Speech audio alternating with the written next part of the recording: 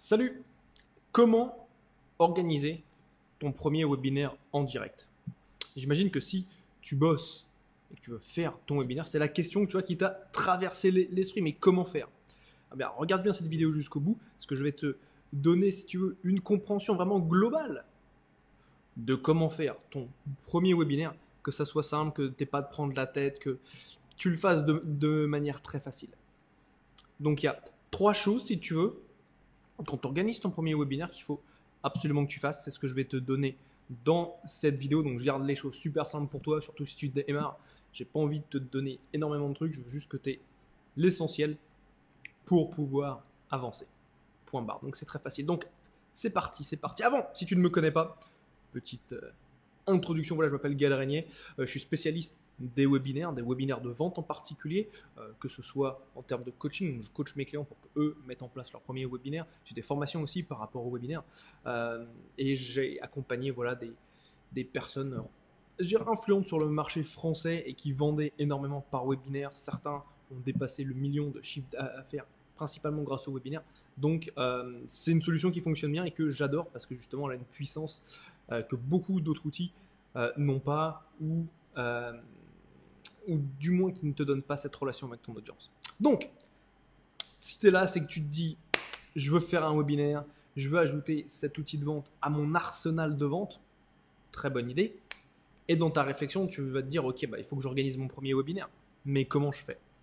Écoute, il y a trois choses qui sont clés par lesquelles tu dois absolument commencer. Donc, je vais te les donner aujourd'hui. Déjà, la première chose, c'est qu'il faut que tu choisisses une date. Il y a beaucoup de raisons qui font qu'il faut absolument que tu commences par la date. Parce qu'en fait, à partir du moment où tu as la date, tu as tout ton planning qui va en découler. D'accord? Donc, tu vas avoir ton planning pour voilà, faire tes slides. Parce que ça va t'obliger avec la deadline de le faire en temps et en heure. Donc, c'est très très important. Pense aussi à la durée pour faire la publicité de ton webinaire, pour remplir ton webinaire. Ça, on en parle un petit peu plus dans quelques instants. Donc là, je te donnerai plus de détails par rapport à ça. Mais point de vue date, dis-toi qu'il faut entre 7 et 10 jours pour remplir un webinaire.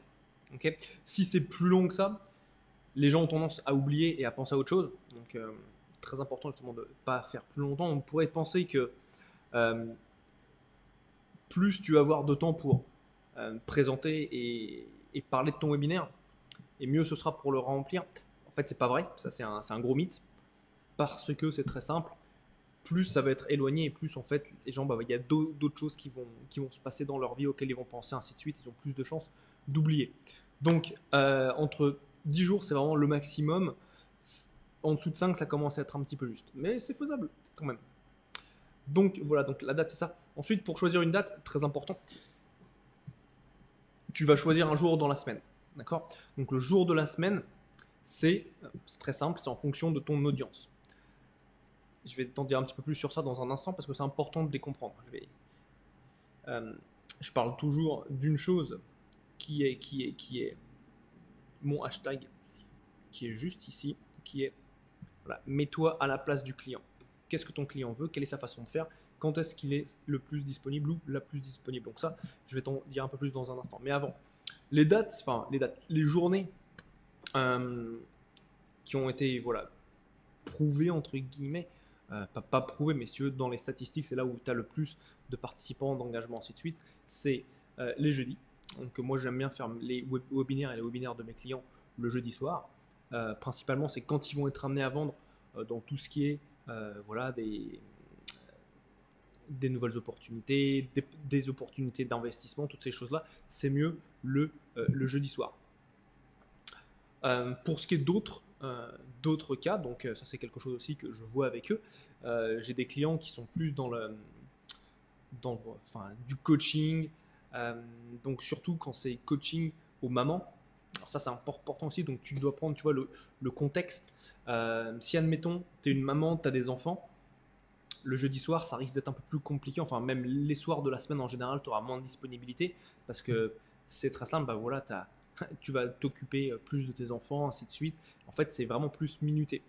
Donc, si ton client idéal, c'est principalement des femmes et plus particulièrement des mamans, ce qu'on a remarqué, c'est que le dimanche après-midi / en soirée est beaucoup mieux adapté pour elles, tout simplement parce que tu vois, c'est quand tu réfléchis, voilà, ils ont eu 2 jours avant avec les enfants, donc en fait les conditions font que c'est plus propice à ce que donc, la personne soit disponible. Donc pense bien à ça, tu vois. Pense bien à ça quand tu programmes ton webinaire. Qu'est-ce qui se passe dans la vie des gens à ce moment-là? Et est-ce qu'ils ont la possibilité de s'arranger pour être disponible et d'avoir qu'ils te donnent leur attention complète pendant 1 heure, 2 heures. Donc ça, c'est la première chose. Choisis la bonne date. Une fois que tu as la date, c'est top. Tu vas pouvoir donc maintenant passer à l'étape d'après, à savoir, bien sûr, remplir ton webinaire. Okay. Qu'est-ce qu'on entend par remplir ton webinaire? C'est mettre des participants dans ton webinaire. Pour ce faire, grosso modo, tu as 2 stratégies principales. Stratégie numéro 1, c'est ce qui s'appelle organique. Donc organique, c'est ce que tu as déjà, si tu veux, c'est sans payer de publicité. Tu as 2 mondes, l'organique et publicitaire. Donc en organique, ça va être par l'intermédiaire par exemple de posts sur Facebook, ça va être ta liste email que tu as déjà, ça va être ton groupe Facebook si tu en as un, ça va être en fait tout ce qui est déjà là, présent, l'existant. Tu vois. Donc ça, c'est la première chose. Très intéressant, une chose où il faut bien faire attention, c'est si tu décides de faire un webinaire par semaine et que tu te concentres uniquement sur de l'organique, les personnes vont se fatiguer, les personnes vont s'user, ce qu'on appelle l'usure de sa liste. Et le problème, c'est qu'en fait, tu risques de voir des personnes partir de ton environnement, entre guillemets, dit organique. Donc ça, c'est quelque chose que tu veux utiliser, mais pas tout le temps. Donc ça, c'est important. Ensuite, deuxième option, c'est par de la publicité. Donc tu vas acheter du trafic. Généralement, ça va se passer par Facebook. Dans beaucoup de cas, en tout cas avec les personnes avec lesquelles je travaille, elles bossent principalement sur Facebook. Tu peux aussi acheter du trafic Google, donc Google AdWords, par exemple, à savoir que la publicité que tu vas faire sur Facebook et dans Google AdWords va être très différente. Je m'explique. Encore une fois, mets-toi à la place du client. C'est le maître mot. Mets-toi à la place du client tout le temps. Une personne qui est sur Google cherche une solution à quelque chose. Ok ? Tu ne vas pas passer ton temps sur Google pour rien faire. Alors que sur Facebook, tu vas scroller et tu penses à autre chose. C'est pour te détendre le cerveau, pour penser à autre chose. Ok ? Pense bien à ça. Leur manière de penser est différente. Qu'est-ce que ça veut dire? Ça veut dire qu'une personne sur Google recherche des solutions activement. Donc quand tu vas cibler ta publicité, eh bien, il faut que ce soit lié par rapport à ça. Première chose. Quand la personne va être sur Facebook, ça va être plus elle est là pour s'amuser, elle va être là, tu vois, pour rechercher, pas forcément pour rechercher, mais ça va être quelque chose qui aiguise sa curiosité. Mais elle n'est pas en recherche active. D'accord? Donc tu dois savoir adapter ta publicité par rapport à ça. Donc pense bien, donc d'un côté tu as un utilisateur actif, dans le cas de la publicité Google. Dans le cas de Facebook, tu as un utilisateur qui est passif, qui est là, donc en fait il voit son fil d'actu, il voit toutes les petites choses qui sont sur Facebook, et donc en fait ça fait partie justement de ce qu'il voit et il n'est pas à la recherche active. Donc, ça c'est la façon, tu vois, de remplir ton webinaire. Ok ? Donc 2 options. Pense bien encore une fois, pour remplir ton webinaire, entre 10 jours maximum, 5 jours au minimum, sinon ça risque d'être un petit peu difficile, les gens risquent d'oublier. Et la troisième chose, alors, prendre une petite note juste là, bam bam bam bam bam. Ouais, troisième chose, c'est le jour J. J'ai anticipé, anticipation, le jour J, le jour du live, le jour où, voilà, tu es sur Webinar Jam, tu as mis tes slides, tu as le décompte 5, 4, 3, 2, 1, 0. Que se passe-t-il juste avant? Boum, tu mets les slides, tu as ta jolie tête qui apparaît à l'écran. Que se passe-t-il à ce moment-là? Très simple. Tu vois, tu as plusieurs choses à prendre en considération au moment de ton live, au moment où tu appuies sur le bouton « Oui, Gaël, je vais en live ». Et ça, c'est très important pour bien s'organiser parce qu'en fait, surtout quand ça va être ton premier webinaire, tu vas avoir pas mal de stress. Tu vas avoir une des premières questions qui va se poser, c'est est-ce que la technique va bien fonctionner?